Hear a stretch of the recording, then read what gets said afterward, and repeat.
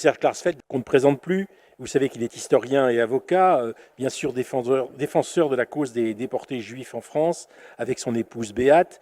Il a mené une action militante que tout un chacun connaît pour la reconnaissance de la Shoah, de la responsabilité des hommes et des États dans sa mise en œuvre, et puis des droits des survivants et de leurs descendants.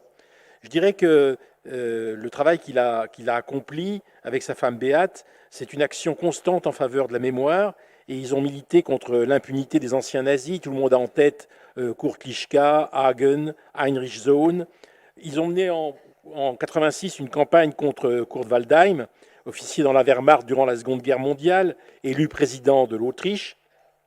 Et vous savez que Serge Klarsfeld est président de l'Association des fils et filles déportés juifs de France, vice-président de la Fondation pour la mémoire de la Shoah, et parmi ses distinctions, Grand Croix de l'Ordre du Mérite et de la République fédérale d'Allemagne et Grand Croix de la Légion d'honneur française. Alors, je voudrais citer ses livres, parce que d'abord, il y en a un très récent que je vous incite à vous procurer, qui s'appelle Nos vies contre l'oubli, qui a été publié aux éditions Philippe Ray, et qui est un travail assez remarquable sur sa biographie, qui a été mené par Éric Fotorino et Grel Zalmer.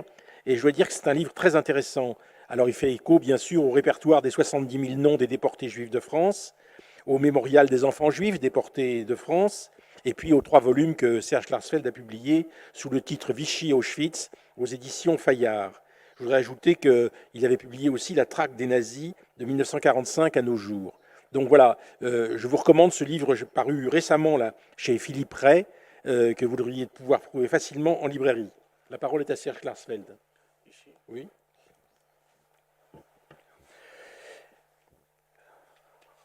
Monsieur le Premier ministre, Monsieur l'ambassadeur, Monsieur le Président de la CIVS, mes amis, il est indéniable qu'a très tôt existé chez les victimes de la Shoah et chez leurs descendants la volonté d'en savoir le plus possible sur leur propre sort ou sur celui de leurs ascendants disparus dans cette immense tragédie. Cette volonté de savoir s'opposait à celle de l'Allemagne hitlérienne, qui non seulement avait détruit les Juifs, mais aussi les traces de leur passage sur la terre. À l'arrivée à Auschwitz, leurs effets personnels étaient récupérés par le Reich, mais tous leurs papiers d'identité et documents étaient brûlés, et ceux qui n'entraient pas dans le camp et qui étaient la très large majorité étaient immédiatement gazés et brûlés eux aussi, sans même être enregistrés. Les déportés survivants sont presque tous décédés, mais il y a 20 ans, certains de ceux qui étaient encore vivants se sont adressés à la CIVS en tant que requérants. 20 ans plus tôt encore, en 1978, nombreux étaient ceux qui s'adressaient à moi, et je citerai les extraits d'une lettre d'un déporté qui témoigne de cette ardente volonté de savoir. Déportés de Drancy avec mon père à l'âge de 19 ans, nous sommes arrivés à Birkenau le 21 août 1942. Le 29 septembre de la même année, mon père, matricule 61 268, se jetait sur les barbelés du camp et était criblé de balles par la sentinelle du Mirador. Je l'ai déshabillé et mis avec bien d'autres sur le camion du crématoire. Libéré le 1er mai 1945, mon calvaire n'a cessé jusqu'à ce jour. Des dizaines de séjours à l'hôpital. Après 33 ans, je suis encore vivant, grâce au progrès de la science, mais dans quel état? Bientôt tout sera fini. Mon calvaire va prendre fin. Il me serait agréable de savoir tout sur mon transport et combien sommes-nous encore vivants. Merci pour ce livre sur tous les convois de France, leur destination, etc. Il ne faut pas que le monde oublie. Cette volonté de savoir ce qui s'est passé a été aussi celle de la deuxième génération, la plus touchée, celle des orphelins, et je vous confronterai à une autre lettre qui m'a été adressée à la même époque et qui exprime un vide familial que seule une documentation spécifique peut contribuer à combler. Je m'appelle Jacques Reichgold, je suis né à Paris le 2 octobre 1941 et devins orphelin à l'âge de 8 mois. Mes parents, m'avait-on dit, avaient été déportés à Auschwitz. En 1979, j'effectuais une visite à Paris. Je vis avec ma femme et mes 3 enfants en Arizona. Un cousin m'invita à aller voir une certaine exposition. Elle était intitulée « Le mémorial de la déportation des Juifs de France ». Les murs du hall étaient couverts de papiers documentaires dévoilant pour la première fois d'innombrables noms de tous nos déportés et les divers convois sinistres. Oh, quel choc d'identifier le nom de mes parents et de mon oncle sur l'un des murs. Vite, nous achetâmes le livre documentaire et dévorâmes la page détaillant le convoi numéro 16. Je retrouvai mon père, ma mère et mon oncle pour la première fois de ma vie. Mes parents, m'avait-on dit, s'étaient mariés le 31 mars 39 à l'âge de 19 ans. Et c'est ainsi que j'apprends à l'âge de 38 ans le sort de mes parents. Cela m'aidera à fixer une date précise pour réciter le Kaddish chaque année le 9 août. Lorsque j'étais petit, j'essayais d'arrêter ma respiration et imaginais que du gaz asphyxiant remplissait mes poumons. Ainsi, j'essayais de simuler ma chambre à gaz et pouvais ressentir à mon imagination enfantine le dernier soupir de mes parents. Ainsi, je m'approchais d'eux in absentia. Le choc, pourtant bienfaisant, d'avoir identifié mes parents est resté bien vivide en moi. Merci tendrement pour votre merveilleux travail du mémorial. Je suppose que vous avez fait du bien à beaucoup d'entre nous. Beaucoup d'entre nous concernaient en premier lieu les orphelins, à qui on leur disait « vous avez eu de la chance d'échapper à la déportation ». Mais en ce qui concerne les indemnisations, on les avait complètement oubliés. En majorité, ils étaient français, nés en France de parents étrangers. L'administration allemande répondait à leur demande « Vous êtes français, adressez-vous à votre gouvernement que nous avons indemnisé ». Et l'administration française répondait « Vos parents étaient étrangers, adressez-vous aux Allemands ». Nous avons pris en main ce problème et bien d'autres également. Les orphelins se sont regroupés autour de nous. Au début des années 70, nous avons décidé de faire juger en Allemagne les principaux dirigeants SS impunis qui avaient organisé la déportation et la mise à mort de 75 000 Juifs de France. Le procès de Cologne en 1979 a été l'aboutissement de notre campagne. À la fin des années 70, nous avons mis en cause le régime de Vichy à travers les personnages qui représentaient le gouvernement, la police, l'administration préfectorale et la milice. Les affaires Bousquet, Le Guet, Papon, Touvier ont informé les Français sur le rôle de Vichy et contribué à changer la mémoire de ce rôle en fonction de la vérité historique contenue dans les documents que nous avions mis au jour et publiés dans des ouvrages de référence. Cette volonté intransigeante des orphelins, qui n'a cessé de s'exprimer pendant un demi-siècle, tient au choc qu'ils ont ressenti par la perte d'un père, d'une mère ou des deux parents, et souvent aussi par la perte de frères et sœurs. Les orphelins ne sont pas seulement des enfants qui ont traversé la Shoah. Il y avait environ 70 000 enfants juifs en France. 11 000 ont été déportés, 60 000 ne l'ont pas été. Mais dans ces 60 000, il y avait environ 15 000 orphelins. Les 45 000 autres ont certes connu l'angoisse d'être arrêtés, la peur que leurs parents le soient, mais ils ont retrouvé leurs parents après la guerre, ou bien ils ne les ont même pas quittés pendant la guerre. C'est pourquoi la détermination de faire bouger en priorité la justice et la vérité historique est venue de ce groupe d'orphelins qui s'est transformé en une association vivante, forte d'un noyau de véritables militants. Nous avons toujours eu pour objectif de documenter chaque famille concernée par la Shoah, ainsi que le plus large public. Après le mémorial de la déportation, nous avons publié d'autres ouvrages de référence. Surtout le mémorial des enfants, qui contient plus de 5000 visages des 11 000 enfants déportés que nous avons tous identifiés, et nous avons rassemblé dans un nouveau grand mémorial, par ordre alphabétique, les membres des familles dispersées dans différents convois. Notre volonté s'est appliquée également au problème des indemnisations, qu'en 1980, nous avions décidé de n'évoquer que lorsque le sort des Juifs pendant l'occupation serait largement connu.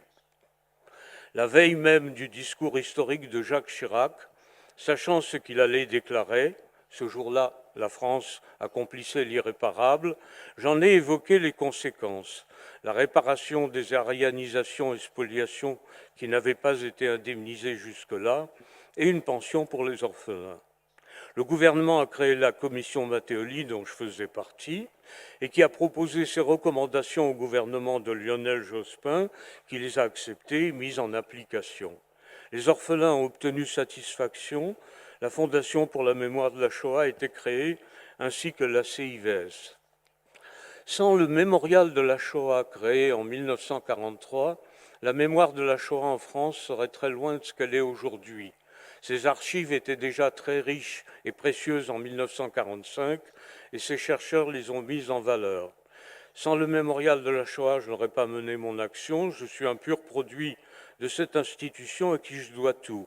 Sans le travail de fond du mémorial, la FMS et la CIVS n'auraient pas existé. Sans les déportés survivants qui, dès leur libération, ont institué les cérémonies commémoratives, ont témoigné et publié les premiers témoignages et transmis leurs messages aux orphelins de leurs camarades qui n'étaient pas revenus, la FMS et la CIVS n'auraient pas existé.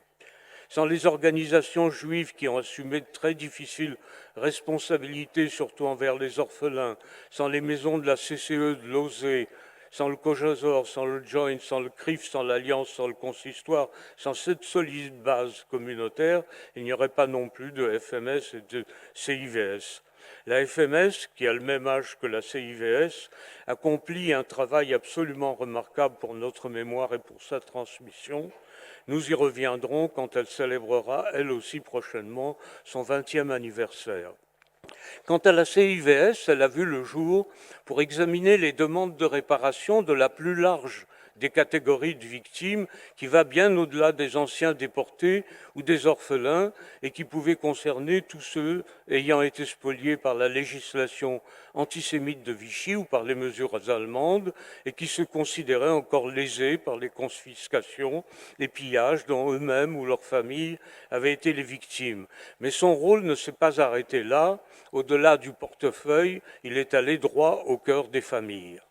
Je rappellerai comment la CIVS a procédé pour que l'on saisisse comment les familles qui ont présenté pendant ces 20 ans plus de 30 000 dossiers et qui en présentent encore plus d'une centaine par an, ont pu apprendre de la CIVS des renseignements inédits sur l'origine, le parcours territorial, la profession, les liens familiaux, non seulement des membres disparus de leur famille, mais aussi d'eux-mêmes et parfois de proches parents dont ils ignoraient l'existence.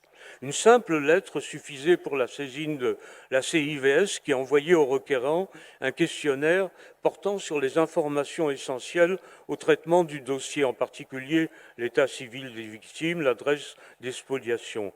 C'est à partir de ce document que le service de la CIVS, dit Réseau de contrôle et d'investigation, pouvait interroger les services d'archives pour déterminer ce qui avait été spolié au titre des législations antisémites et se renseigner sur les indemnisations déjà accordées, c'est-à-dire les dommages de guerre en France et les indemnités versées par la République fédérale allemande. Étaient consultés par ce réseau de contrôle les centres d'archives en fonction de la nature des spoliations, s'il s'agissait de pillage d'appartements, de perte de biens professionnels, de biens déposés dans les camps d'internement et en particulier dans celui de Drancy. Les centres d'archives les plus fréquemment saisis par la CIVS ont été en Allemagne les archives des administrations chargées de l'application de la loi Brugge, c'est-à-dire le fonds de la direction des finances du Land de Berlin qui conserve 40 000 dossiers concernant la France, le fonds des bureaux de la restitution, mais aussi d'autres fonds dispersés dans le pays, comme les archives fédérales de Koblenz et celles des bureaux de la restitution de divers Länder. En France, la CIVS a mis en place des antennes aux archives nationales et aux archives de Paris. Cette dernière concernant 2/3 des dossiers, puisqu'aujourd'hui, comme avant la guerre, la majorité des Juifs vivaient à Paris et dans la région parisienne. Ces archives donnaient accès au fonds du commissariat général aux questions juives, où sont notamment collationnés les documents issus de dossiers d'arianisation et l'intégralité des indemnités accordées au titre de dommages de guerre.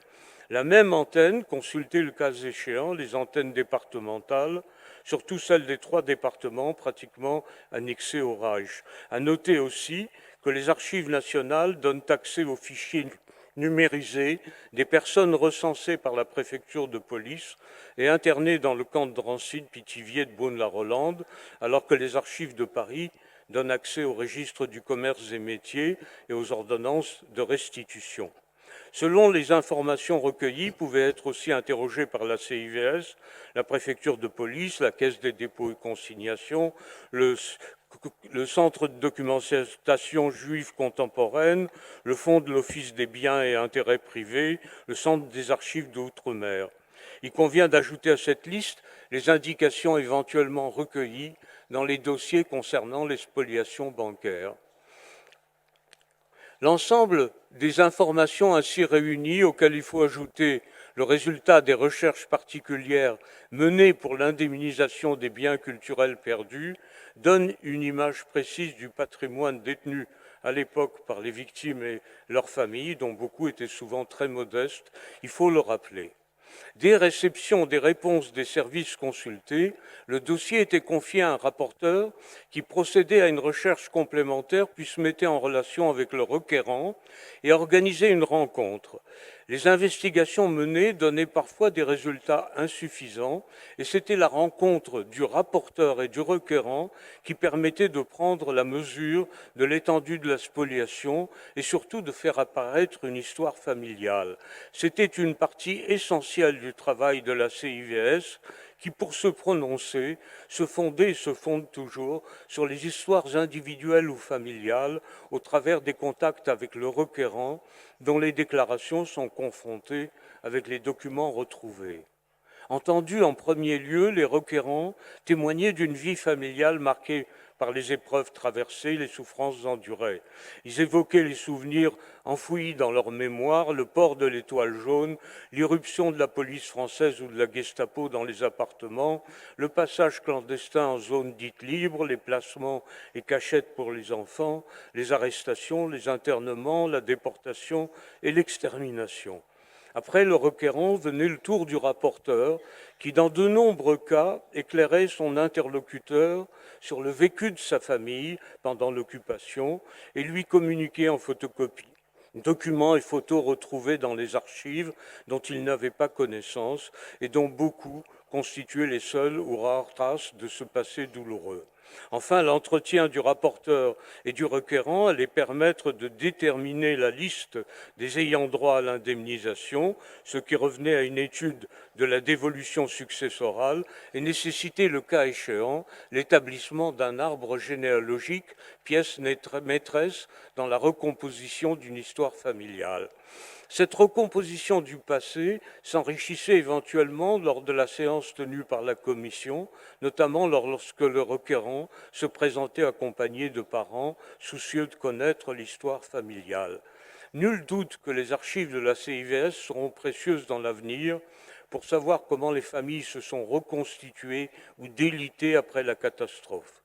Il faut toutefois observer que de plus en plus de requérants dans les dernières années sont des ayants droit éloignés et qui sont probablement moins concernés que les ayants droit de la deuxième génération par la découverte de l'histoire de ceux qui, dans leur famille, ont été spoliés avant d'être déportés.